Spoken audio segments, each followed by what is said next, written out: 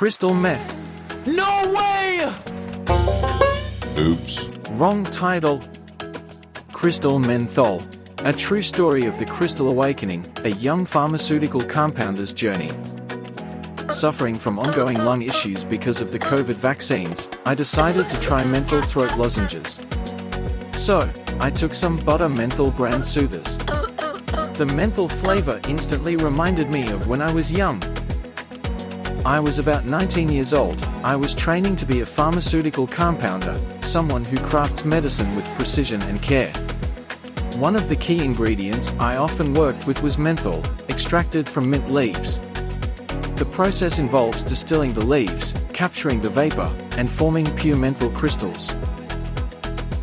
On one particular day, I was preparing a batch of ointment that required precisely 50 milligrams of these refined menthol crystals. The smallest measurement, yet incredibly powerful. As I carefully measured the menthol, I couldn't help but be curious. These crystals were even smaller than grains of salt or sugar. On a whim, I decided to taste a couple of the crystals. The moment they touched my tongue, it was like nothing I had ever experienced.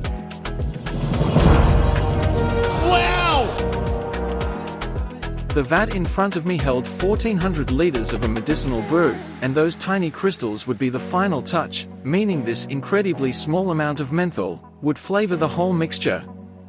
But in that moment, I realized just how powerful something so small could be.